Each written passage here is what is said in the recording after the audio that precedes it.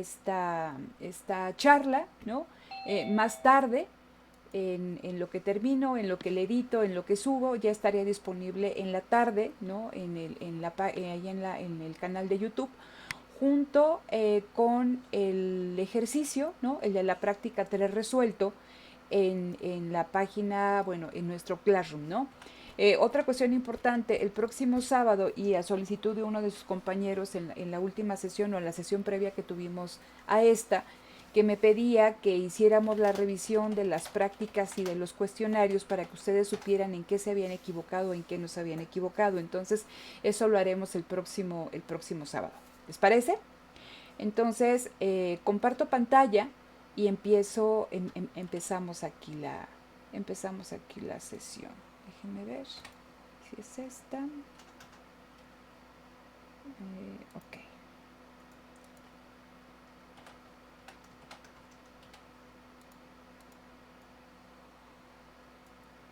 ¿Están viendo la presentación? Creo que no, ¿verdad? Sí, sí la estamos viendo. ¿Sí? ¿La de especialización? ¿Y ganancias del Sí, comercio? ¿Sí? Sí, sí se ve. Ok, entonces denme. ajá, sí. Sí. Perfecto. Sí, sí puede ver. Sí, porque ya aquí les digo que sí hay como problemas ahorita con la red porque no me deja aquí estar haciendo nada. Ok, bueno. Imagino entonces que ya la están viendo en pantalla completa, ¿cierto? Sí. ¿Sí? Sí. Sí, sí les pediría que alguien, ¿no? Se convirtiera como en vocero del grupo en este momento porque me sacó completamente de Zoom, o sea, se me desapareció el icono, entonces, lo único que veo yo ahorita es la pantalla, ¿no? Entonces, si alguno no me escucha, me interrumpe y paramos. Bien, esta segunda parte del documento que empezamos a ver, el documento de parking que empezamos a ver el sábado pasado, nos habla acerca de las ganancias, ¿no?, que trae para el comercio la especialización. Entonces, esta segunda parte se llama especialización y ganancias del comercio y vamos a encontrar como conceptos importantes varios que ya habíamos empezado a revisar la sesión pasada, entre ellos el de costo de oportunidad, el de productividad, ventaja comparativa, ventaja absoluta, ¿no?, ventaja comparativa dinámica y flujo circular del ingreso. Den un minuto para ver si puedo acceder nuevamente aquí a Zoom, porque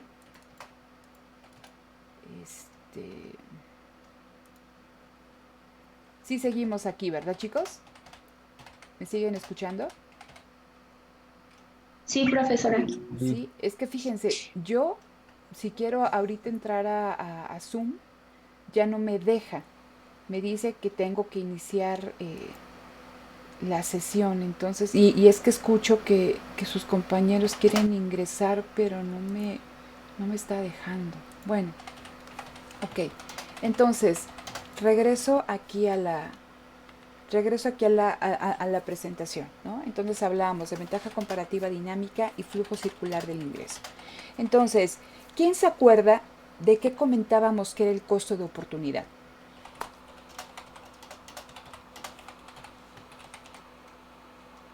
Pues es lo que El se valor del precio el del valor bien de la mayor al que se renuncia. mercancía. A ver, Del bien entonces, mayor. fíjense, cuando estamos hablando de costo de oportunidad, nos decía el autor en las páginas que ya habíamos revisado, nos decía, siempre que estamos hablando de costo de oportunidad, estamos hablando de una renuncia, ¿no? Si nosotros queremos algo, ¿no?, una unidad adicional de algo, tenemos que renunciar a otra cosa. Dice, sin embargo, cuando vemos el concepto de costo de oportunidad, estamos diciendo que las personas renuncian a aquella alternativa de mejor valor para cada una de ellas, la más valorada, la segunda mejor alternativa, ¿no? Entonces, decíamos, yo tengo de dos, ¿no? O estudio o me duermo, o estudio y trabajo. ¿Por qué? Porque son las dos alternativas que yo valoro más. Entonces, mi primera alternativa es estudiar, Pero la segunda mejor alternativa a estudiar puede ser dormir o trabajar, o la que cada quien le quiera dar en su diferente escala, ¿no? De valores. Entonces, cuando estamos hablando de costo de oportunidad, estamos hablando que hay detrás una elección, de que hay detrás escasez y que tenemos que realizar un intercambio.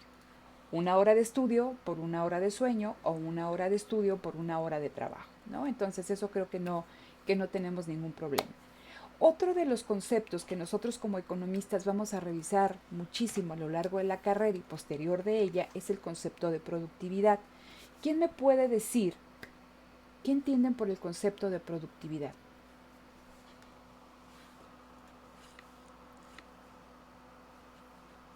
Alguien que se ¿Es anime. hacer más con lo menos posible? Es hacer más con lo menos posible, ¿ok? ¿Quién más? Es producir, como el mismo nombre lo dice, ¿no? Es producir algún bien, cualquier bien, o ser productivo uno mismo. Ser productivo uno mismo. A ver si te, como les digo, ¿no? Si te preguntara a tu abuelita cómo le explicas la productividad. Pues serían las actividades que desarrolla en su día a día, Ujú. produciendo un bien o un servicio. Ok, Va a imagínate, depender ajá, de cada quien. va a depender de cada quien, ¿ok? ¿No? Entonces, tu abuelita, imagínate que produce, no sé, tortas de jamón, elabora tortas de jamón. ¿Cómo vamos a saber si tu abuelita es productiva o no es productiva?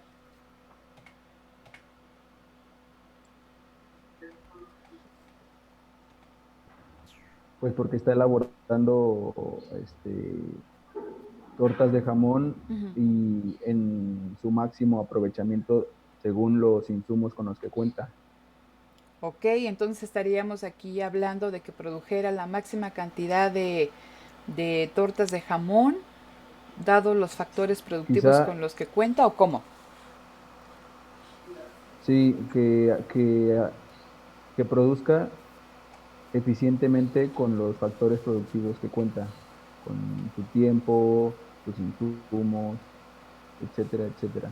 Ok, de forma eficiente. ¿Alguien más? ¿Cómo entienden la productividad? Yo pienso que es aprovechar todos los recursos de manera eficiente. Ujú. Es Ok, la capacidad que tiene alguien para producir, ¿no? Bueno, alguien o alguna empresa, ¿no? ok. ¿Algo más? Podría ser también la habilidad para ocupar todos los recursos con los que se cuenta para producir.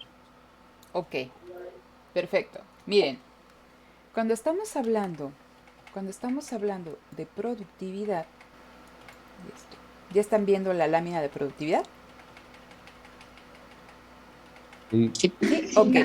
Vean, estamos recuperando una gran cantidad de ideas que ustedes ya expresaron. Cuando estamos hablando de productividad, estamos haciendo alusión a una cantidad de bienes y servicios que puede producir un individuo, que puede producir una empresa, que puede producir una rama, ¿no? Es un sector productivo, una industria, ¿no? Y cuando estamos hablando de los bienes y servicios que puede producir, es muy importante, y es entrar en el concepto de productividad, la cantidad de estos bienes y servicios. ¿Con qué lo tengo que comparar? ¿No? La cantidad de bienes y servicios que producen, ¿no? Cada uno de estos agentes económicos que les mencioné respecto a los factores productivos empleados en su producción, ¿no? Es lo que me decían. Eso tiene que ver con cuestiones de eficiencia. Pero siempre que nosotros hacemos un análisis de productividad, tenemos que ver la cantidad de bienes y servicios producidos respecto a, ¿no? El tiempo, ¿no? En este caso, cuando nosotros vemos la productividad del trabajo y cuando ustedes hagan algún ejercicio empírico, ¿no? O en sus diferentes trabajos de investigación, ¿no? O en algún trabajo que ustedes entreguen en la licenciatura, si ustedes quieren calcular la productividad del trabajo, ¿qué van a revisar? La cantidad de bienes y servicios producido por un trabajador en cuanto en una hora de trabajo, en una jornada de trabajo. Entonces, siempre que estamos hablando de productividad, estamos viendo en una cuestión física, qué cantidad, ¿no?, de productos, qué cantidad de servicios realiza una persona, ¿no?, en un tiempo establecido, en este caso, 1 hora de trabajo. Y no solamente me voy a quedar con ese término, sino que tengo que hacer una comparación, porque me dicen, bueno, Paloma puede producir 10 tortas de jamón en 1 hora. ¿Y cómo sé si soy productiva o no soy y no soy productiva? Tengo que tener un punto de comparación con otras personas que se dediquen exactamente a lo mismo, a producir esta torta de jamón, y ya veo qué tan productiva, ¿no? O bien que no soy tan productiva respecto, ¿no?, al promedio de las personas que elaboramos este bien y servicio, ¿no? Entonces, esa es una cuestión importante. Ahora, tan importante es que podamos identificar, ¿no?, el significado del concepto productividad, como también todos aquellos factores que están detrás para que una persona, una industria, una economía gane en productividad.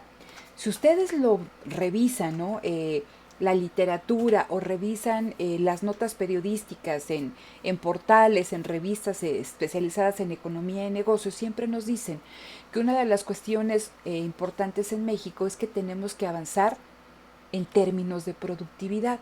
Y aquí la pregunta para ustedes es, ¿y cómo le hacemos? ¿No? Piénsalo en ustedes, ¿no? ¿Cómo le hacemos para ser más productivos en el día a día? ¿Cómo le hacemos para que en los diferentes sectores o ramas industriales se ganen productividad? ¿De qué dependen estos aumentos en la productividad, chicos? ¿Quién se anima a contestar? Yo, a ver, voy a intentar contestarlo. Ok. Yo opino que para aumentar los niveles de productividad, principalmente se debe dar una correcta asignación a los recursos con los que se cuenta, que son pues el capital humano, el capital en máquinas, los recursos naturales con los que cuenta México, Ajá. y pues tomando en cuenta las ventajas comparativas con las que contamos. Ok, perfecto. Ok, muchas gracias. Entonces, Ajá. por ejemplo, Continúa, sí. bueno, ya como para cerrar la idea, por ejemplo, en el caso de nosotros como estudiantes, bueno, en mi caso como estudiante sería pues maximizar mi tiempo que le dedico al estudio para tener una ganancia futura y posteriormente poder aportar en la productividad más directamente con el país.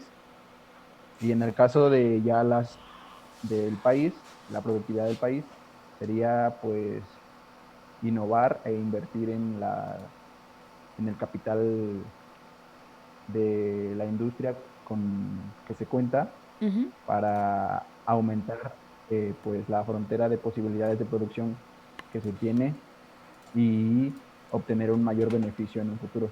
Ok, No sé si me expliqué. no, claro. Sí, muchas gracias. ¿Alguien más que quiere opinar acerca de esto? ¿Cómo ganamos o cómo impulsamos la productividad? Yo, A ver, entonces, primero su compañera y luego su compañero. ¿Tu nombre, compañera, es? Patricia Morales. A ver, Pati. Adelante. Pienso que para aumentar la productividad tiene que haber una innovación tecnológica, y en una parte del capítulo también pone el ejemplo de si dejáramos de producir refrescos y concentráramos todo el personal en producir pizzas. Entonces podría ser como una especialización del trabajo para poder aumentar el bien que se produce. Y bueno, creo que esos dos serían importantes, y a lo mejor un tercero sería el aumento a lo mejor de los insumos para producir, que de pronto existan o más recursos naturales o más del recurso que se utiliza para producir. Ok, perfecto. Muchas gracias, Patricia. Compañero, que también querías participar, nombre y adelante. ok, soy Luis Ángel Bermúdez Ok. y yo creo que podemos aumentar la productividad si generamos más eficiencia en la administración de nuestro tiempo, de tal forma que nuestro tiempo esté distribuido sin que tengamos como pérdidas o hagamos cosas que no son necesarias. Ok, perfecto, Luis Ángel. ¿Alguien más que quiera participar? Yo, Nombre y adelante. Ian Segrero, y bueno, yo creo que, por ejemplo, para mejorar la productividad en una empresa, podría ser, por ejemplo, que se capaciten bien a su personal para mejorar la competitividad que tienen entre ellos. Ujú. Ok, fíjense, Y también lo dime, Ian. mismo, Adelante, Ian. que se, que se modernice en su empresa para que se siga innovando y tengan mejores como condiciones y Ujú. sea más factible. Ok, gracias, Ian. Fíjense, de lo que nos han dicho Luis Ángel, Ian, Patricia, son cuestiones importantes. El aumento en la productividad tiene que ver con aumentos en los factores productivos, pero también tiene que ver con cambios en la calidad de estos factores productivos, pero no solamente con eso. Entonces, poníamos ya un ejemplo la sesión pasada, hablábamos, no es lo mismo la cantidad de trigo que puede obtener una persona, ¿no? Sembrándolo, ¿no? Él solito y jalando el arado, a que si tiene, ¿no? La ayuda de una tracción animal, llámese burro, caballo, buey. Entonces, tú estás mejorando en este caso, la herramienta con la cual tú siembras, ¿no? Entonces, si antes tú producías media tonelada de trigo, ahora, ¿no? Con la ayuda de la yunta, ¿no? Puedes producir una tonelada, un ejemplo. ¿Qué pasa si ahora no utilizo una tracción animal, sino utilizo una máquina en específico, un tractor? Ah, bueno, que mi productividad, ¿no? Lo que yo hago en una hora de trabajo, en una jornada de trabajo va a aumentar. Entonces, si pasé de media tonelada a una tonelada, con el uso, ¿no? De maquinaria más especializada, en este caso el tractor, pues ya voy a producir quizá 3 veces más que lo que hacía yo con la yunta, ¿no? Entonces ya no es una tonelada, son 3 toneladas. Y si ustedes a eso, o sea, vamos agregando mejoras en la herramienta que nosotros estamos utilizando, nuestra productividad aumenta. Entonces, piénsenlo también, hablaban de la importancia, aquí estamos hablando que es un cambio tecnológico, ¿no? En el instrumento de trabajo, en la maquinaria que estamos utilizando. Pero no solamente estos aumentos en la productividad derivan de estos cambios tecnológicos. Les platicaba del sistema taylorista de producción. Entonces, ¿no? Antes de Taylor, en las fábricas había una gran cantidad de obreros trabajando y entonces estos obreros tenían todo el conocimiento, ¿no? De cómo realizar, ¿no? Un bien y se empieza, ¿no? A hacer cada vez más pequeña la aportación que ellos dan en el proceso productivo. Entonces, imagínense un par de zapatos. Había un obrero, ¿no? Que producía el zapato desde cortar el cuero, estarlo ahí tiñendo, coserlo y todo lo demás. Y entonces, dado que hacía las diferentes fases, ¿no? Del proceso productivo, desde la producción de zapatos, desde el insumo hasta el bien final, este obrero pues únicamente producía al día un par de zapatos o 2 pares de zapatos. ¿Qué pasa si entonces yo voy haciendo esta división del trabajo dentro de la fábrica y entonces esa persona en específico que hacía antes todo el proceso, ahora únicamente se va a encargar, ¿no? De cortar la suela, ¿no? Y de estarla cortando y pasándola, ¿no? Al que sigue. Entonces, esas personas se van especializando en esa actividad y en general, ¿no? Ahora en esa fábrica, si antes del trabajo de 5 obreros que hacían 3 pares de zapatos cada uno, ahora se producían 15, dada esta división del trabajo, ahora ya no van a producir 15, pueden producir 100 pares de zapato al día o en una hora. ¿Sí me voy explicando? ¿Qué pasa después? Ya tengo una especialización, ok, ya dividí ese proceso de trabajo que antes lo hacía una sola persona y ahora esa persona hace una parte en específica del proceso de trabajo global. ¿Qué pasa si esa persona se va capacitando o especializando más? Y les platicaba de Taylor. Cuando llega Taylor y lo llevan a una fábrica, él identifica, empieza a observar a los diferentes trabajadores y él identifica quién es el que trabaja mejor. ¿Y cómo va a saber Taylor quién es el que trabaja mejor? Ah, pues el que produce más bienes y servicios en el mismo tiempo. Y entonces empieza a documentar todo lo que hacía esta persona. ¿Y por qué lo empieza a documentar? Porque después, ¿no? Lo va a escribir en una hoja y eso va a ser, ¿no? Lo va a socializar entre los diferentes trabajadores. ¿Para qué? Para que lo que hacía diferente a esa persona en específico, que reflejaba en una mayor productividad de una hora de trabajo, ahora lo realicen todos los demás trabajadores.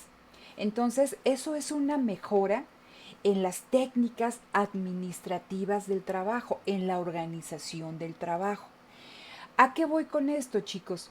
Que no solamente mejoras en la productividad derivan, ¿no?, de cambios en las herramientas, en la maquinaria, en la tecnología que yo esté utilizando, sino también, como lo comentó uno de sus compañeros, tiene que ver, ¿no?, con mejoras a nivel organizativo.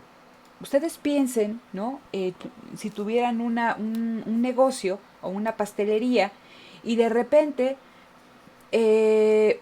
para ir a traer la harina tienen que estar atravesando todo el local, quizá, y eso les quita tiempo, entonces quizá sería mejor poner todo su almacén de insumos, ¿no?, en una área donde no se tuvieran que desplazar. Entonces también cambios, ¿no?, en la localización de las diferentes áreas en una fase de producción o dentro de una empresa van a traer mejoras en la productividad. Hablaban también de una mejor capacitación del capital humano, de que el capital humano crezca. Entonces imagínense, si ustedes les dejan una lectura en inglés de 50 páginas y más o menos hablamos o entendemos el inglés, entonces esa lectura pues nos va a llevar quizás 5 días. Pero ¿qué pasa si nosotros nos capacitamos, ¿no?, con esa habilidad? Y entonces ganamos, ¿no?, a través de los cursos en inglés y toda esta cuestión, lo que antes nos llevaba a hacer una semana, pues ahora podemos leer ese documento de 50 páginas quizá en 1 hora o en 2 horas, ¿no? O esas técnicas de lectura rápida que no sé si sirvan o no, pero que te prometen que poder leer una mayor cantidad de documentos en el mismo tiempo. Entonces, si en 1 hora tu compañero puede leer un documento, según estas técnicas, que no sé si funcionan o no, prometen que tú puedas leer 10 documentos y que entiendes todo, ¿no? Entonces, esto es importante, ¿no? Entonces, siempre que estamos hablando de productividad, estamos hablando de cantidades, ¿no? Lo tenemos que comparar con lo que hacen los demás y generalmente lo vemos, ¿no?, cantidad por unidad de tiempo, sea hora de trabajo, semana de trabajo, jornada de trabajo, ¿no? Y tenemos que identificar todos aquellos factores que van a incidir en aumentos o en decrementos de la productividad. Y también cuando estamos hablando de la productividad, y ya uno de ustedes lo comentaba, ¿no?, anteriormente, también tiene que ver mucho la habilidad de cada una de las personas. Ustedes pueden ver, ¿no?, pueden ser 2 personas que se dedican a tejer suéteres y se suben al metro, se suben al microbús, puede ver o van allá a la consulta al médico y pueden ver señoras que están platicando, están cuidando al chamaco y están tejiendo, ¿no?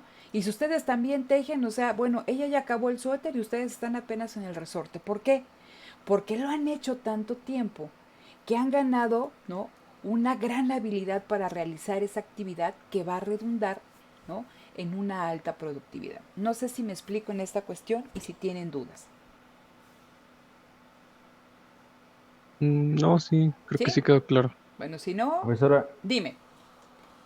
entonces el aumento de la productividad va a depender de las mejoras en la tecnología o el material que se utiliza en la producción y de los cambios y mejoras a nivel organizativo. Claro, completamente. Ok, Entonces, ¿no?, en una mayor cantidad de factores productivos, en una mejora de los factores productivos, siempre decimos, ¿no?, tiene que haber mayor innovación, pero la innovación no únicamente se da en términos tecnológicos o físicos, ¿no?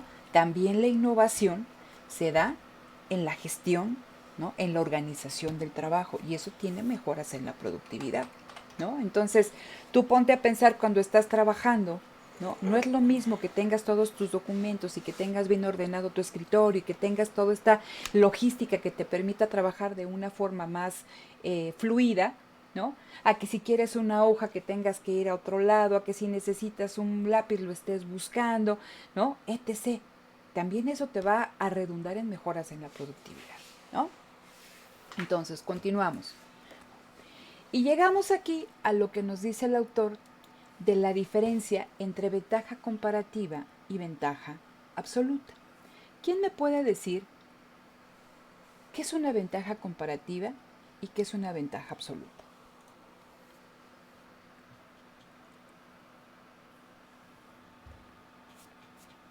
¿Nadie?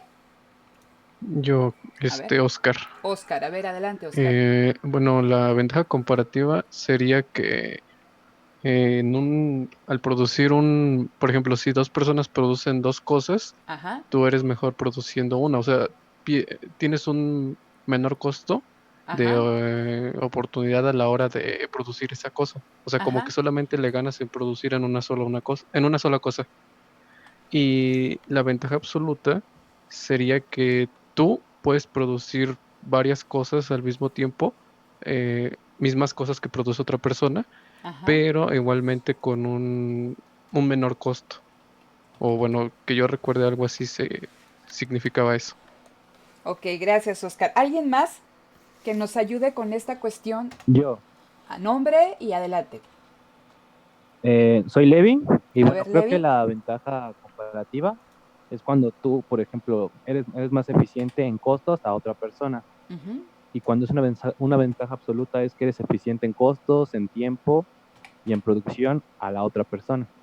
Ok, perfecto, Levi. Muchas gracias. ¿Alguien más? Yo, A Patricia Morales. ver, Pati. Eh, Bueno, yo recuerdo que la ventaja absoluta es comparar únicamente productividades, cuánto producen por hora, Ajá. y la ventaja comparativa es comparar el costo de oportunidad, que una persona puede realizar una actividad con un costo de oportunidad menor a los demás. ¿Te acuerdas qué decía el autor respecto a si una persona podía tener ventajas absolutas en todo o ventajas comparativas? Que no se podían tener las dos al Decían, mismo, a ver, bueno, el mismo, a ay, ver, perdón. acuérdate qué decía el autor. Si tienes ahí el documento y lo puedes leer esa parte, te lo agradecería.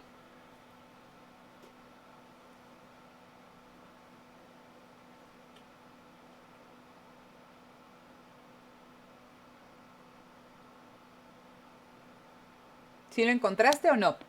O alguien que le ayude. No, apenas voy a abrir el libro. Ah, perfecto. Ok, ok, aquí te espero. ¿Alguien más, chicos, acerca de esta cuestión de ventaja comparativa y ventaja absoluta?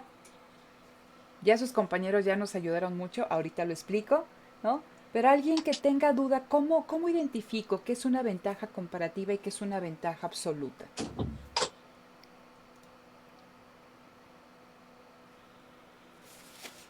Porque la ventaja absoluta se mide en producción, o sea, en cantidad. Ajá. ¿Y la Y la ventaja ventaja comparativa? comparativa se mide en costos de oportunidad. Por ejemplo, no sé, una persona que hace tortillas, los dos lo venden en 10 pesos, pero a uno le cuesta 8 pesos hacer el kilo y a otro le cuesta 9. Ajá. Entonces, al que le cuesta menos tendrá la ventaja comparativa. Ok. Fíjense. A ver, ¿sí ya lo encontraste?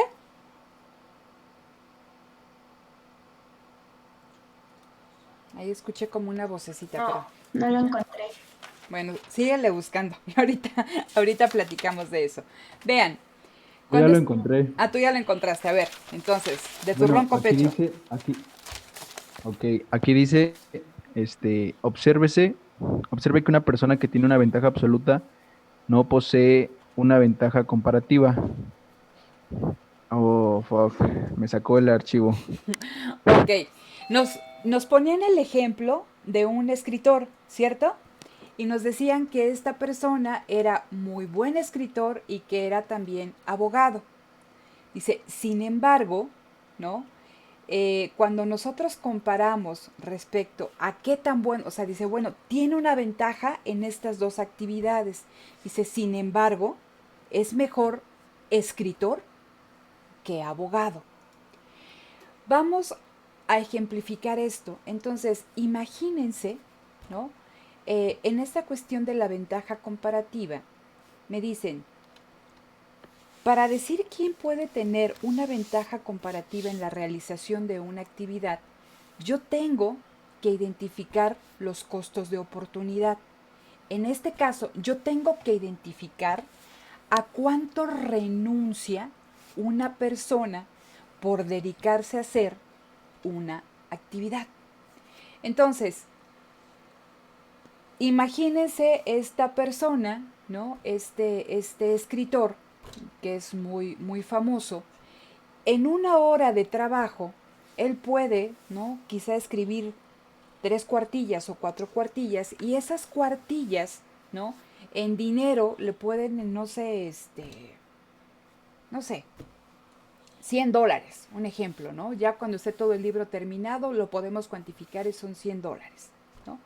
Dice, si esa persona que es un extraordinario escritor y que tiene una ventaja comparativa en esto, ¿no? Se dedicara a hacer el aseo de su casa, pues ni está especializado, se va a tardar mucho tiempo y lo que puede ganar es ahorrarse $2. Entonces, ¿qué tiene que hacer esta persona? ¿Qué le cuesta más? En esa hora, ¿no? Él puede renunciar a limpiar y pagarle a alguien que le cobra $2, un ejemplo, porque le cuesta mucho en términos monetarios no escribir, porque esa hora le significaría $100. Entonces él tiene una ventaja comparativa en la escritura. ¿Por qué? ¿No? Porque en este caso, ¿no? La renuncia, ¿no? A escribir le costaría muchísimo. Entonces siempre tenemos, cuando decimos una persona tiene ventaja comparativa, tenemos que revisar los costos de oportunidad. ¿Y quién va a tener la ventaja comparativa? Aquel al que le cuesta menos realizar una actividad, y de hecho ahorita ya más adelante viene el ejercicio. Y cuando estamos hablando de ventajas absolutas, ahí tenemos que ver las cuestiones de productividad, es decir, cuánto producen en términos de bienes y servicios por unidad de tiempo, ¿sí? Entonces veamos. Tenemos aquí el ejercicio que viene ahí en el documento. Yo aquí hice un cambio en los nombres por esta cuestión del derecho de autor, pero son exactamente los mismos números, ¿no? Y aquí la chica se llama Mariana, ¿no? Entonces me decían que Mariana, con los recursos productivos que ella tenía, lo único que podía producir eran jugos y sándwiches, ¿no? Son los mismos números, ustedes lo pueden revisar ahí en su libro, ¿no? Y entonces nos decían, si Mariana produce jugos, ¿cuántos jugos puede producir en una hora con los factores que tiene? Decía, bueno, entonces Mariana en una hora puede producir 30 jugos y Mariana en una hora puede producir 30 sándwiches. Y nos hacían después el desglose, a ver si entonces si Mariana puede producir 30 sándwiches, ¿no? En 60 minutos, ¿cuánto tiempo le toma, ¿no? Producir un sándwich o un jugo? Y aquí veíamos que entonces esta persona podía producir cada 2 minutos un jugo o un sándwich, ¿no? Entonces, ahí lo tenemos. Si ustedes revisan, ahí tenemos la frontera de posibilidades de producción. En el eje de las Y tenemos a los sándwiches y en el eje de las X tenemos a los jugos. Si Mariana, ¿no? Si Mariana se dedicara a la producción únicamente de sándwiches, estaríamos, ¿no? En el punto máximo del eje de las Y, porque podía producir 30. Si ella, en cambio, se dedicara a producir jugos, pues también producía 30. Pero aquí nos dicen, a ver, ¿qué pasa si esta persona, ¿no? Decide producir en esa hora la mitad jugos y la mitad sándwiches? Y dicen, pues llegamos a ese punto A. En 30 minutos ella podía producir 15 sándwiches y en 30 minutos ella podía producir 15 jugos, ¿no? Y entonces hay un equilibrio porque no está en los extremos, sino se ubica en un punto medio de esta frontera de posibilidades de producción. ¿Qué diferencia encuentran ustedes, chicos, con la pendiente de esta frontera? ¿Cómo es?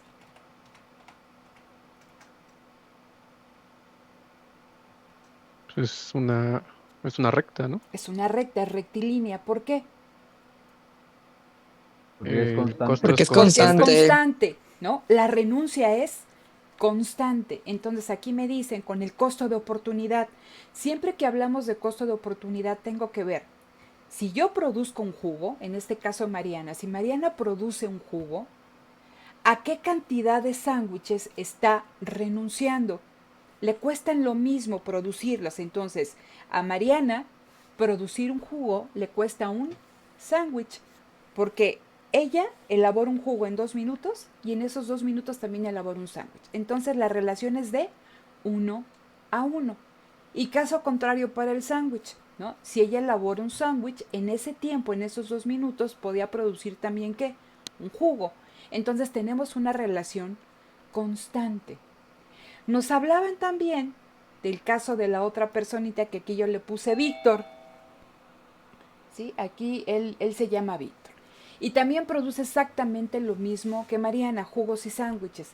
Pero vean la diferencia. Y ahí nos decían, ambos trabajan con factores de producción muy diferentes. Entonces imagínense que Mariana tiene una de estas licuadoras que nos cuestan 6,000 o 7,000 pesos, la Blente con la, ¿cómo se llaman estas? Vitamix o las que ustedes quieran, ¿no?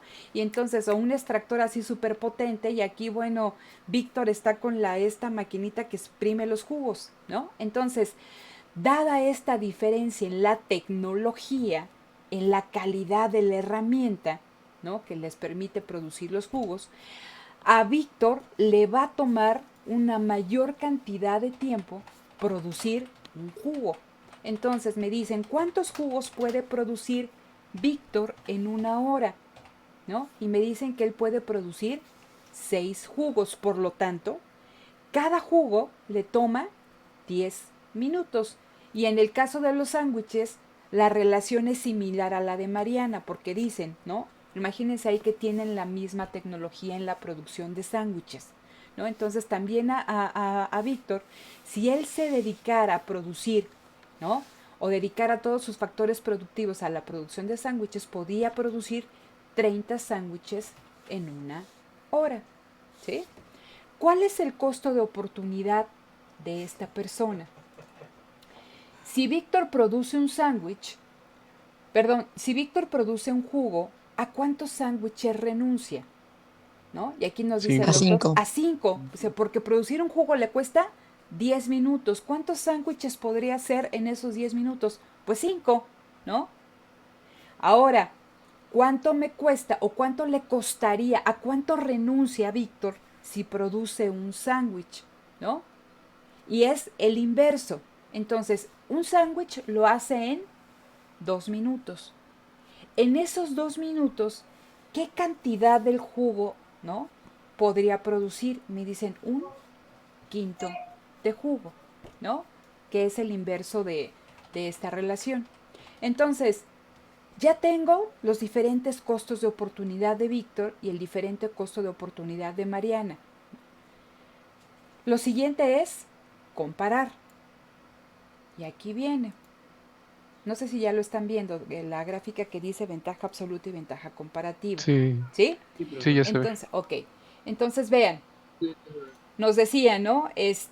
Vamos a comparar ventaja absoluta y vamos a comparar ventaja comparativa. Y decimos, ventaja absoluta tengo que ver productividad.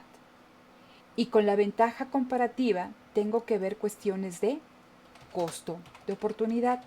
Ahí el autor hacía un supuesto, ¿no? Y nos decía, Mariana va a dedicar la mitad de su tiempo a producir jugos y la mitad de su tiempo a producir sándwiches. Y eso nos daba un escenario de 15 y 15, ¿no? Que es el cuadrito que está en verde que dice productividad, Mariana y Víctor. Y luego nos decía, ¿no? Que Víctor también iba a hacer una división de su tiempo No recuerdo cómo lo dejaba el libro y que decía que él se iba a dedicar a producir, creo que, a ver, déjenme, me acuerdo, no me acuerdo si eran 45 o 50 minutos, ¿no? 50 minutos a la producción de jugos, ¿no? Y en esos 50 minutos podía producir 5 jugos y los restantes 10 minutos los iba a dedicar a la producción de sándwiches, lo que le daba un total de 5, ¿no? Entonces, nos decía, a ver, en términos de ventaja absoluta, y si nosotros comparamos la productividad de ambas personas, ¿quién tiene la ventaja absoluta? Y aquí vemos, ¿no?, que la ventaja absoluta en ambos productos o en ambos bienes lo tiene Mariana, porque en una hora puede producir 15 jugos, ¿no? Bueno, en esta media hora puedo producir 15 jugos y 15 sándwiches, mientras que Víctor únicamente puede producir 5. ¿Qué es lo que comentábamos? Una persona puede tener ventajas absolutas en 2 actividades. Sin embargo, no sucede lo mismo en términos de las ventajas comparativas. Y ya habíamos calculado, ¿no?, nuestros costos de oportunidad.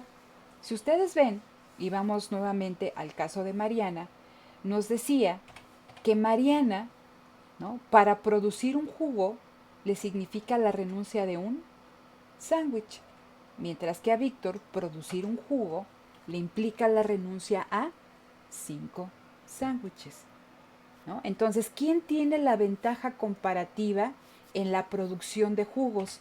Mariana, porque renuncia a menos. ¿Sí vamos bien hasta aquí, chicos? Sí. ¿Sí? Sí. Ok. Sí. ¿Alguien le queda duda? Me dice, ¿sale? Vamos a ver el caso del sándwich. En el caso del sándwich, a Mariana, esta relación 1 a 1, le cuesta un jugo. Pero ¿qué pasa con Víctor, ¿no? Y dada su particular tecnología y la asignación de factores productivos, a Víctor producir un sándwich le cuesta un quinto de jugo. ¿Quién tiene la ventaja comparativa en la producción de sándwiches? En este Víctor. caso es Víctor. ¿Por qué? Porque renuncia a menos. Él renuncia a un quinto de jugo. Pero Mariana renuncia ¿a qué? A un jugo completo. Ajá. ¿Sí? ¿Sí queda claro? Sí. ¿Alguien no le queda claro, Sí. chicos? ¿Sí? Sí. Ok, vean. Entonces, ¿a dónde va este ejercicio? ¿Cuál es el objetivo de este ejercicio?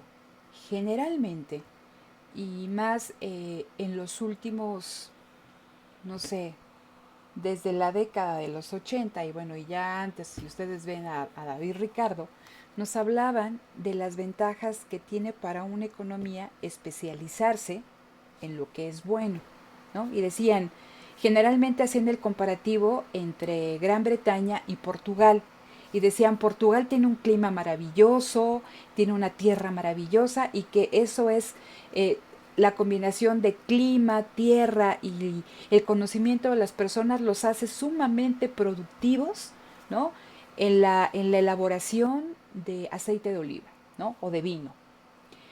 No pasa lo mismo en el caso de Gran Bretaña, porque no tiene ni el clima, no tiene ni la habilidad de todos los campesinos, no tiene ni la tierra que le permita sembrar olivos, ¿no?, y cosecharlos y transformarlos en aceite de oliva. Dice, si ambas se dedicaran a la misma actividad, a Gran Bretaña le costaría muchísimo un litro, ¿no?, de aceite de oliva respecto a lo que le costaría, ¿no?, a Portugal.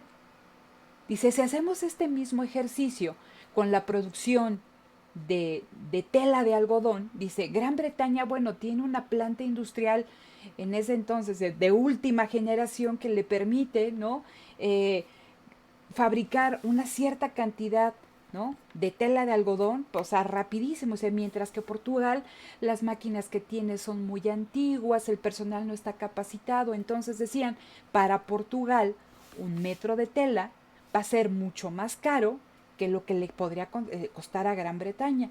¿En qué tendría que hacer o cuáles son los beneficios del comercio? Pues entonces Portugal, dado que es más eficiente en la producción de aceite de oliva, pues tiene que dedicarse a producir aceite de oliva. Mientras que Inglaterra, dada sus trabajadores, dada su estructura industrial, dada la maquinaria, tecnología e innovación que tiene, se tiene que dedicar a aquello que es más eficiente, en este caso a la producción de telas de algodón. Entonces, si cada uno se especializa y más adelante comercian, ¿sí?, ambos se van a ver beneficiados. Entonces, eso es lo que trata de mostrar este documento o este ejercicio. Hemos visto, ¿no?, que estas dos personas producen dos bienes, que en ambos una persona puede tener la ventaja absoluta, pero en términos de ventaja comparativa, a uno le cuesta menos realizar una actividad respecto a lo que le cuesta a la otra persona. Se los digo en estos términos porque eso es lo que nos dice el libro, pero más adelante platicaremos el costo que tiene esa especialización para los países, ¿sale? Entonces nada más para que ustedes lo tengan aquí en mente, qué es lo que nos quiere mostrar el ejercicio, porque el ejercicio nos dice entonces, lo que tienen que hacer las economías es especializarse, ¿no?, en aquello que les cueste menos y deben de intercambiar todo aquello que no producen. Piensa en el caso de la economía mexicana, ¿no?, a raíz de este cambio en el modelo de desarrollo en la década de los 90, ¿qué nos decían? Dedícate a producir ciertas cosas, ¿no?, y todo aquello que te sale muy caro producir internamente, cómpralas afuera. Pero aquí va a haber un problema. ¿Por qué? Porque yo no voy a obtener lo mismo, ¿no?, por vender materias primas, recursos naturales o bienes que no tienen o que tienen muy poco valor agregado. Imagínense, México es uno de los mayores exportadores de aguacate a nivel internacional, porque tenemos el clima, porque tenemos la gente, porque tenemos el conocimiento, que nos hace tener un aguacate de la mejor calidad, pero tenemos que comprar los fertilizantes, tenemos que comprar la maquinaria, ¿no?, que lo producen los alemanes o los japoneses, porque no la producimos internamente. Entonces, eso es una tragedia, porque lo que podemos nosotros vender allá afuera, las toneladas de aguacate, lo que nos van a pagar es sumamente diferente de lo que nosotros tenemos que pagar por todas estas cuestiones de fertilizantes y tecnología. Entonces va a haber aquí una cuestión de un retroceso en términos de intercambio, ¿sí? Entonces eso es nada más para que ustedes, ¿no?, lo tengan ahí como que en contexto, pero sepan hacia dónde nos está llevando este ejercicio. Este ejercicio nos dice, lo que tienen que hacer las economías son especializarse, ¿no?, e intercambiar. ¿Vamos bien entonces, chicos? Sí. ¿Sí? Ok. Sí.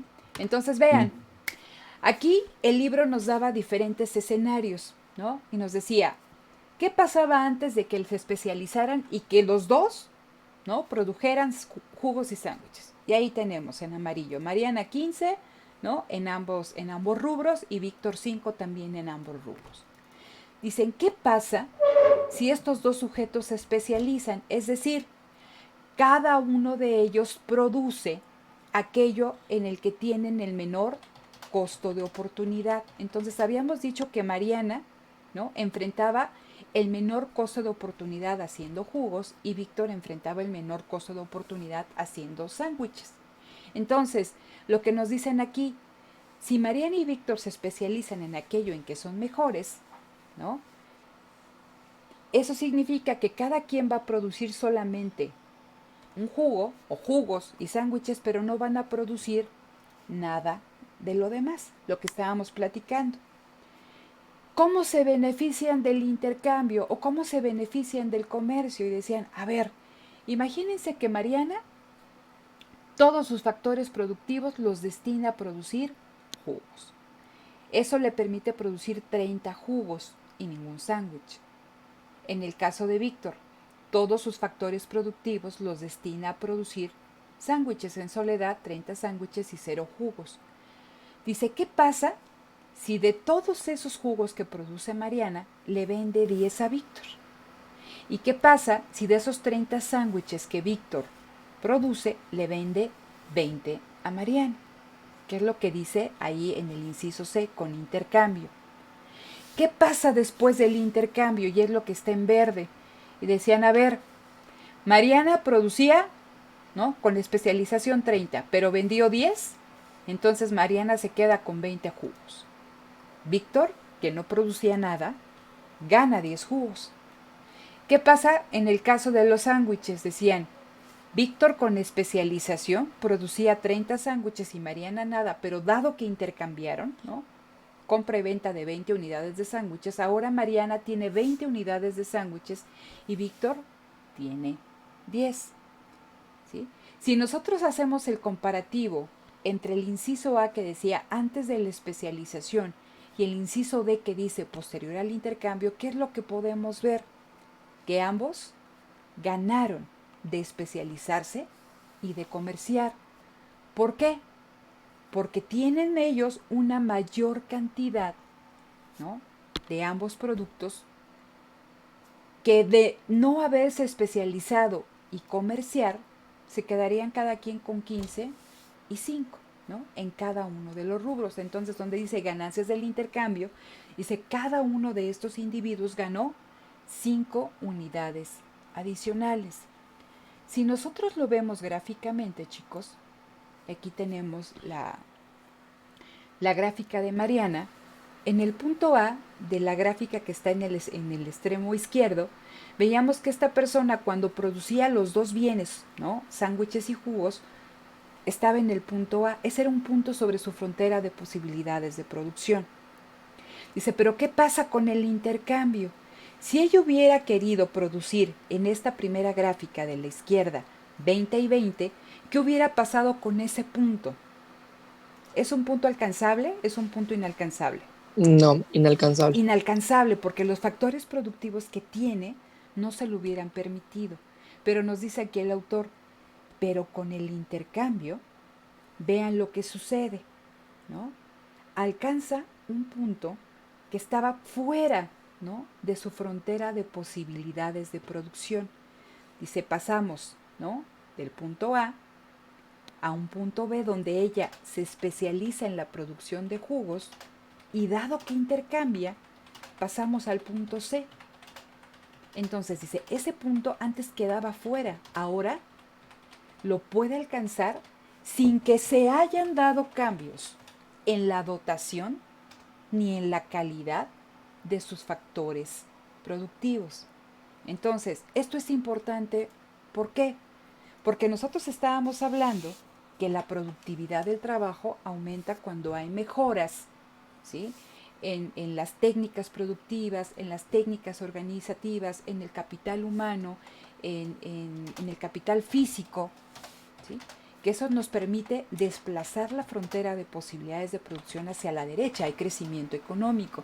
Lo que nos tratan de mostrar el autor es que, a pesar de que no se dieran esos cambios, y con los factores productivos tal y como los tenemos, el intercambio y el comercio entre naciones e individuos nos permite o nos genera crecimiento económico, porque dice, alcanzamos, gracias a la especialización, puntos, ¿no?, que quedaban fuera de nuestro alcance. Entonces, ¿esto es importante? Sí. ¿Es cierto? Sí.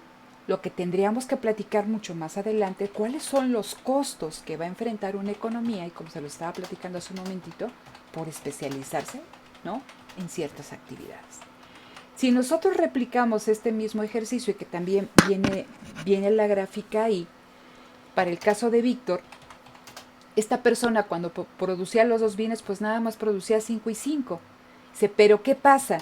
Dado que se especializó en la producción de sándwiches, donde es el más eficiente, ¿no?, es el que enfrenta los menores costos de oportunidad, que es el punto B. Dice, gracias al intercambio, su producción se duplica, ¿sí? Y entonces pasamos al punto C.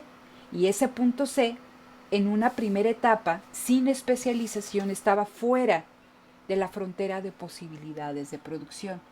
Sin embargo, gracias a este intercambio, esta persona enfrenta un crecimiento económico, porque algo que era inalcanzable, ahora ya lo es. ¿Dudas hasta aquí, chicos? Bueno, ahora ya no lo es. ¿Alguna duda con esta cuestión? ¿Algún comentario? No.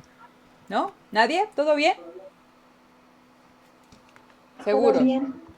Ok. Entonces, vean aquí. Y después nos hablaban de una ventaja comparativa dinámica, ¿cierto? Y en el ejercicio, en uno de los cuestionarios, Sí. les hablaba de una ventaja comparativa dinámica y les ponía el caso de China. ¿Sí se acuerdan o no? O ni se acuerdan ya de hace tanto que no hacen tarea. Tal vez sea eso. Tal vez sea eso. Ok. Entonces vean, ¿qué pasa con una ventaja comparativa dinámica?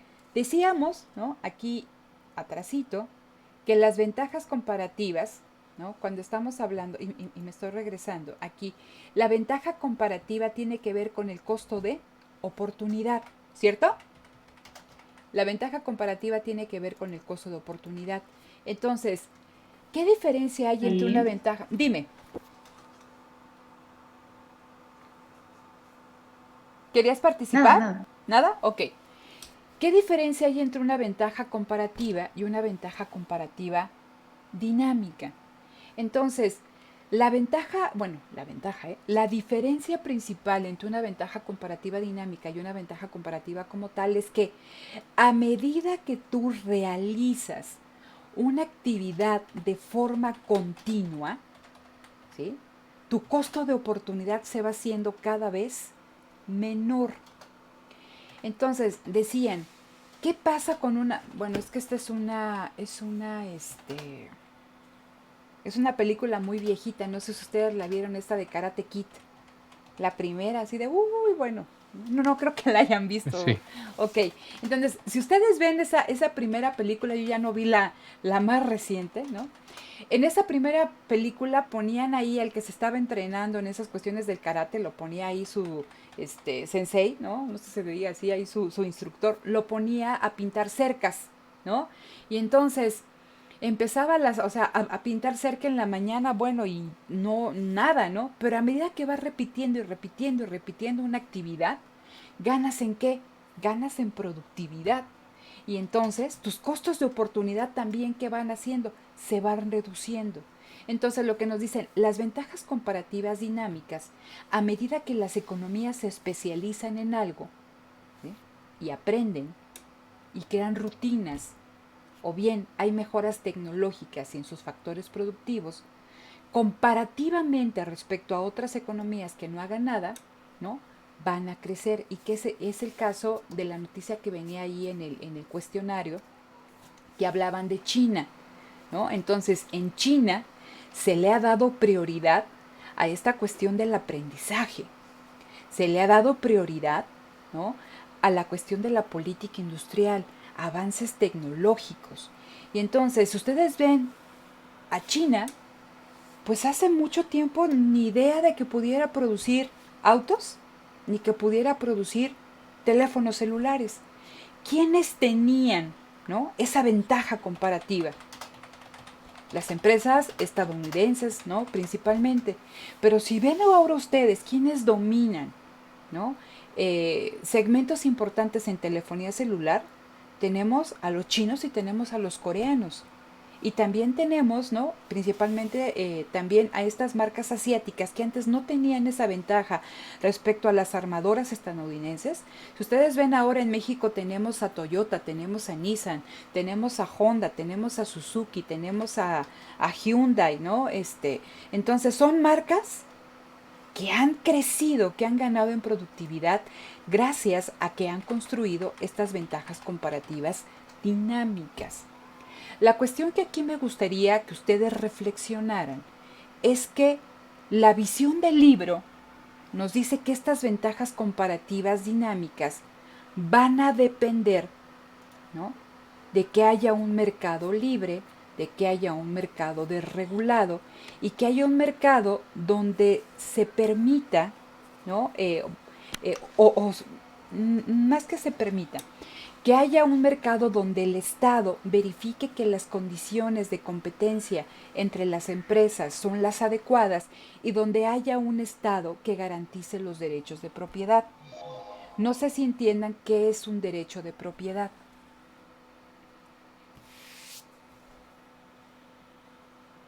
¿Nadie? ¿O ya se me durmieron? No, muy bien. ¿No? Sí han escuchado de los derechos de Yo propiedad, no lo ¿no? entiendo. No entienden un derecho de propiedad. ¿Alguien sí entiende Sí. un derecho de propiedad? ¿Qué es el derecho de propiedad? Es, Dime, es adelante. cuando haces, bueno, cuando tienes como la patente de algo, ¿no? Tienes como la Tú, patente de algo. Ajá. solo tú puedes producirlo, Solo tú y puedes nadie más producir. puede producirlo. Ok, fíjate. Bueno, Ajá, adelante. en la lectura menciona varios tipos de derechos de propiedad. Sí menciona la propiedad intelectual, pero también la propiedad inmobiliaria, que serían pues estas propiedades tangibles como construcciones, edificios, terrenos. Ujú, Y también menciona la parte de, creo que es financiera, ujú. pero habla, por ejemplo, de los depósitos o de los bonos y acciones que tienen las empresas. Entonces, hay diferentes tipos de propiedad y los derechos en sí son la disposición o el uso que dan las personas o el valor que se le otorga a ciertas cosas. Ok, fíjate, con lo que tú comentas es una cuestión importante. Eh, Cuando estamos hablando de derechos de propiedad, y si ustedes leen las noticias, generalmente nosotros vemos que dicen el Estado tiene que asegurarle a los inversionistas que sus derechos de propiedad se van a respetar. ¿Eso qué significa? Que si tú inviertes, que tengas la certeza de que nadie te va a expropiar en lo que tú hayas invertido, llámese una fábrica o comprar un terreno, ¿no? O bien que el Estado te va a garantizar, ¿no? Que nadie más va a poder quitarte de una forma ilegal, ¿no? Las propiedades en las cuales tú has invertido, porque dicen de otra forma, ninguna persona estaría dispuesta a invertir si no se le asegurara que él es el dueño de eso en lo que está invirtiendo. Entonces, en la teoría ortodoxa tradicional, en lo que ustedes van a revisar y generalmente en microeconomía nos van a decir siempre que el Estado no tiene que intervenir en la actividad económica y que el Estado lo único que tiene que hacer es reglamentar la competencia y asegurar que se respeten los derechos de propiedad de los inversionistas, es decir, la propiedad sobre aquello en lo que están invirtiendo. Y ha habido varias disputas respecto a esta cuestión. La más reciente aquí en México la tuvimos, ustedes me imagino que están enterados, con esta cuestión de la empresa que iba a... Era una planta cervecera, ¿no? Se me fue ahorita el nombre del Estado de la República, que ya dicen que ya tenían ahí inversiones y que ya habían empezado a avanzar Baja California. Baja California, ¿no? Pero ¿qué hizo la comunidad o qué hizo el pueblo donde se iban o iba a estar instalada esta planta? Pues que empezaron a meter presión porque decían, Votó que no la quería. porque no la quería. ¿Por qué? Dice, bueno, es que, ¿no? Que venga esta planta y a pesar de que cree trabajo, dice, se está robando los recursos naturales de la comunidad, en este caso, el agua, ¿no? Entonces, eso generó un problema importante entre los inversionistas y el Estado y decían, es que el Estado no está protegiendo los derechos de propiedad, ¿no? Porque ya había acuerdos, ya había tal, ¿no? Dice, entonces los inversionistas no tienen certeza para invertir, ¿sale? Entonces, sí, efectivamente, ¿no? Hubo un cambio en esas reglas que ya estaban, pero es lo que les decía, nosotros tenemos que ser, desde este momento en que ustedes se están formando, tienen que ser críticos, ¿no? Y tienen que ver, dice, bueno, ¿cuál es el costo que había detrás para la comunidad en términos de la pérdida del recurso natural y de la contaminación también ambiental, ¿no? Que son costos que a veces quedan por ahí, que lo vemos con el término más adelante de estas externalidades negativas que puede tener, ¿no? La consecución de un proyecto de inversión. ¿sale? Entonces, cerrando esta parte, venía el flujo circular del ingreso, no sé si llegaron a eso. Y en el flujo circular del ingreso yo les decía el sábado pasado que aquí íbamos a ver dos de los modelos más básicos en economía. El primero, el de la frontera de posibilidades de producción. Y el segundo es el modelo del flujo circular del ingreso. ¿Por qué es básico? Porque me están diciendo, es una economía, estoy suponiendo que es una economía cerrada, que van a estar tres agentes económicos, en este caso las familias, el Estado y las empresas. ¿Y por qué es un modelo? Porque es una abstracción de la realidad, porque estoy diciendo que esa familia, o sea, esa economía no tiene ninguna relación con el exterior, lo cual no es cierto, ¿no? Pero simplemente para analizar ciertas relaciones específicas es que hacemos este supuesto. A mí lo que me interesa que ustedes identifiquen en el flujo circular del ingreso es lo siguiente. Me dicen, está la existencia de dos mercados, un mercado de productos y un mercado de factores. El mercado de factores, y que está en una línea azul, me dicen es un flujo real, mientras que el mercado de dinero, que está con la línea roja, me dicen es un flujo monetario. ¿Por qué? Vean, si nosotros seguimos la lógica de la línea azul, me dicen las familias, y como ustedes lo vieron en esta unidad, son las tenedoras o son las poseedoras de los factores productivos. ¿Qué son los factores productivos? La tierra, el trabajo, el capital y las habilidades empresariales que no están en esta gráfica, ¿no? Dice, las familias llevan sus factores productivos de los cuales son dueñas y los ofrecen en un mercado de factores.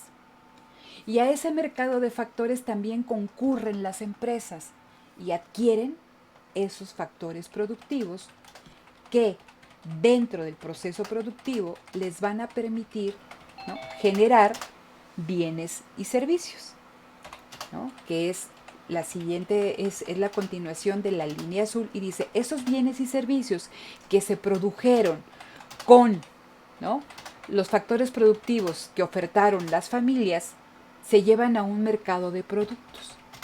Y a ese mercado de productos también concurren las familias y los van a adquirir. ¿Y cómo adquieren las familias esos bienes y servicios que producen las empresas?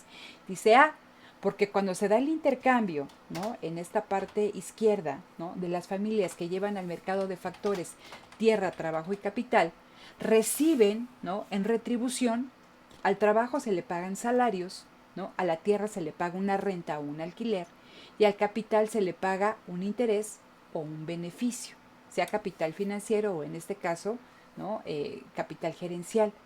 Y con eso que ellos reciben, que dice arriba dinero, van al mercado de productos y compran los bienes y servicios que ofertan las empresas, y ese dinero se convierte para las empresas en ingresos, ¿sí?, que van a ocupar, ¿para qué? Para ir al mercado de factores y otra vez comprar factores productivos que les permitan continuar con su proceso productivo normal. Creo que en el libro que estamos revisando no viene el Estado, ¿cierto?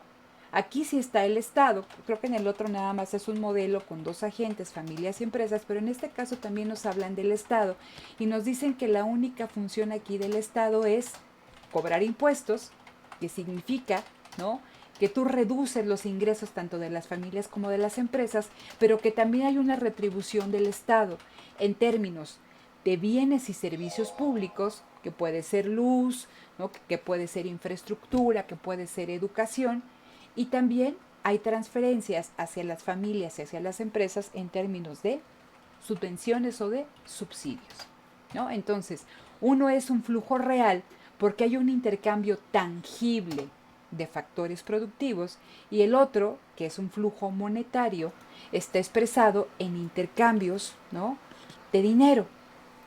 No sé si tengan dudas hasta aquí.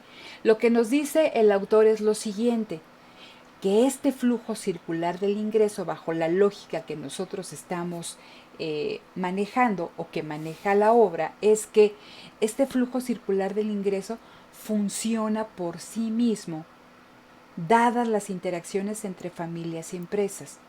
Y si no existiera el Estado, el mercado funciona ¿por qué? Porque familias y empresas buscando su bienestar individual generan un bienestar social. ¿Sí? Entonces, esa es la visión que se maneja dentro de la microeconomía y es lo que maneja el documento hasta este punto. ¿Dudas, chicos, con esto?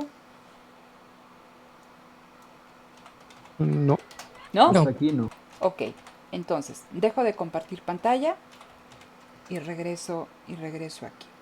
Bien, a ver, vamos a ver si ya me pueden ver. ¿Sí me pueden ver o no?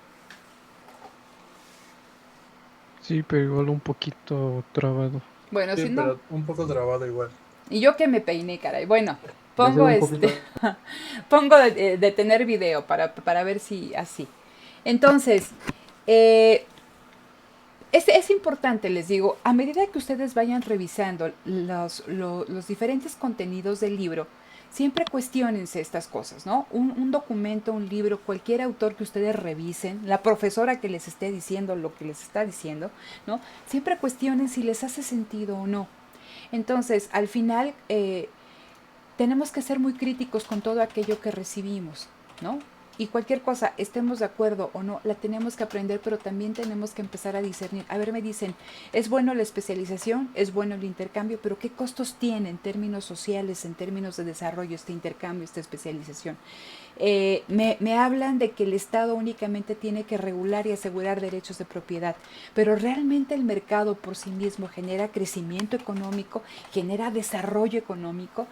Varios de ustedes se conectaron a la charla que tuvimos el martes pasado, que fue una charla maratónica, ¿no? Y les agradezco que hayan estado ahí y se platicaban acerca de estas cosas, ¿no? Y llegábamos a la conclusión que el mercado por sí mismo, pues no va a generar ni el crecimiento económico, ni el aprendizaje, ni la transferencia de tecnología. ¿Qué es lo que hace falta para que realmente se dé?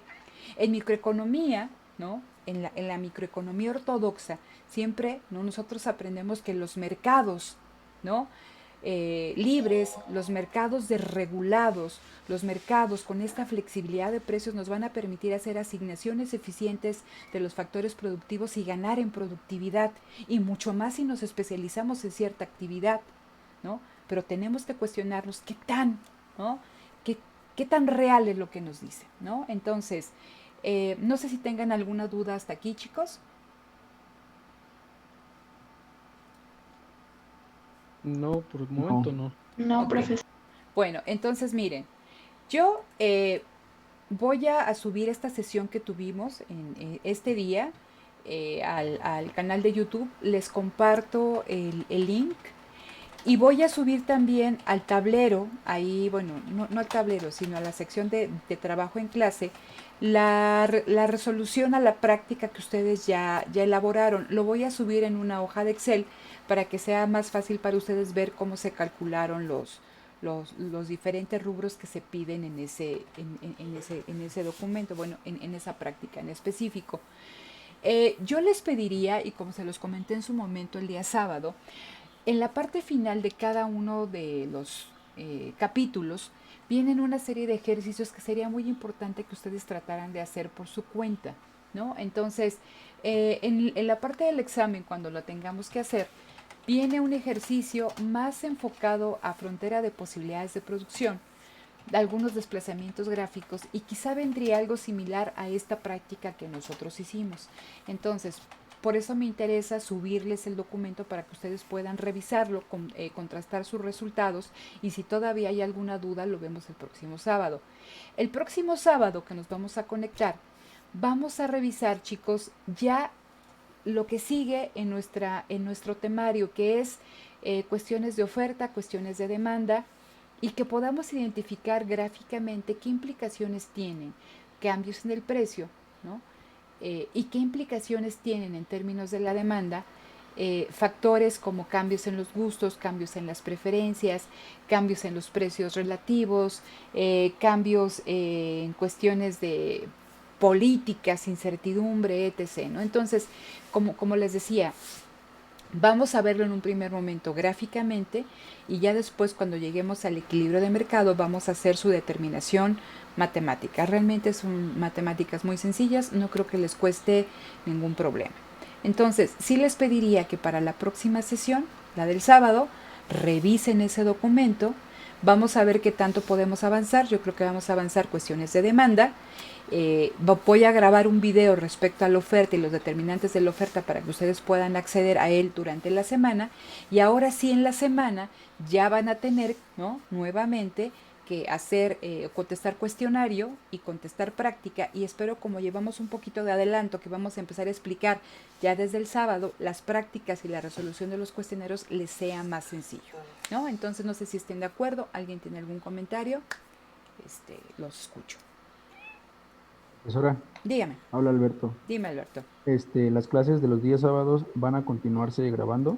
Sí, las clases de los días sábados se van a continuar grabando, ¿no? Esa también se va a grabar, al ratito la subo, yo creo que ya van a poder acceder a ella más o menos como a las 7 de la noche, ¿no? De aquí a que la proceso y la subo, ¿no? Me tardo un poquito, más con la conexión que está inestable, pero sí, todas las clases que tengamos sincrónicas se van a grabar, ¿no? Y les digo, voy a grabar aparte clases para que ustedes las puedan revisar dentro de la semana y que les permita también a ustedes responder con mayor facilidad, ¿no?, las prácticas y cuestionarios que se dejen. ¿Ok? Ok, y profesora, los Dime. trabajos, las últimas actividades que dejó en la plataforma de Google Classroom que tienen que ver con el costo de oportunidad, la frontera de posibilidades de producción, Ajá. creo que la ventaja comparativa, veo que no las ha calificado aún, ¿las va a tomar en cuenta o ya no? Sí, no las he calificado. Efectivamente, yo creo que te digo también hoy en la tarde las califico, también ahí para que les llegue sus calificaciones.